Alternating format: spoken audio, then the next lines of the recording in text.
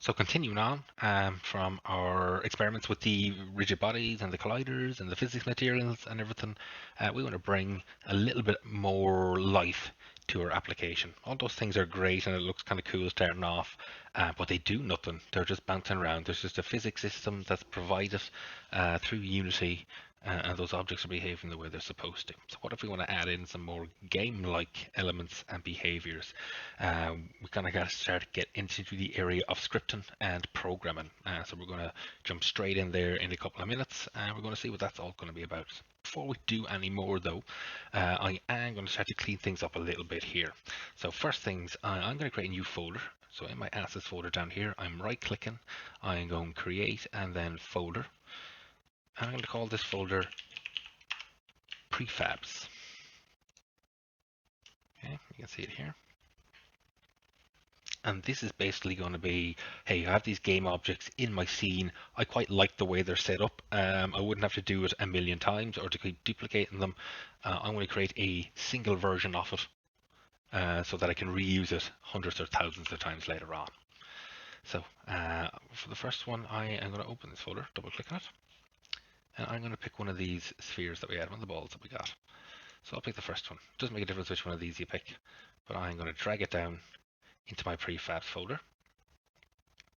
And you can see that it has now created a new asset in prefabs and it shows up with the little blue icon. So I have now saved the configuration, and you can see it's changed up here, of that one ball. So for instance, I can delete all of these guys here. Click on play, just so we remember what it looks like and what it does. It's going to drop down, bounce, and away we go. So now I can actually put in loads of those. And they'll all behave in the exact same way as the first guy.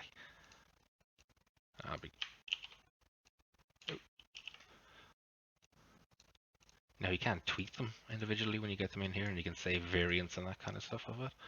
But right now, these are all the exact same prefab, so a clone of the one that we saved a couple of seconds ago. We're like, all right, I don't want the white ones anymore. We can come in on the prefab down beneath here, and I can change the entire color for those prefabs. So now every single instance or copy or clone, there'll be so many terms, it's not going to take on those changes. So I've changed the original kind of template that we got. It's now been reflected everywhere. So this is what we call instancing. We have like a template or a blueprint of something. I can now clone it, make an instance of it. It'll have its own standalone features after it starts up. So for instance, right now these balls will all have that color that's assigned to them, but later on they can change independently and it won't matter. So in the very, very initial stages that are initialization for these objects, they're getting, hey, these are your starting values and this is what you can do. From there on out, you can do whatever you like to each one individually. So I'm going to reset my color back to white here because we are going to change the color of them. We're going to leave them the way they are right now. Same goes for this block. So this is our first animated guy, so I don't really want to scrap him either. So I'm going to drag and drop him down, but I am then going to remove it from the scene. So I prefabbed it. I don't like the name either, so I can actually go and just change the name, I'm pretty sure. So if I right click and go rename, I can just call it health. Now, it is gone from the scene, to be aware of it. If I click on health here, it's no longer at that level. It's only down here in this folder. I can go in and still look at it. There's an open prefab button, so I can still change all the different components for the collider and the rigid body however I like. But we just don't want it right now. So right now, our ball's going to drop down. They're going to hit an object, and they're going to keep bouncing on. One thing that would be nice, actually, prefab that we could use later, or a good tip that I usually have for myself, is to take the white one that we had before and immediately put a box collider on it.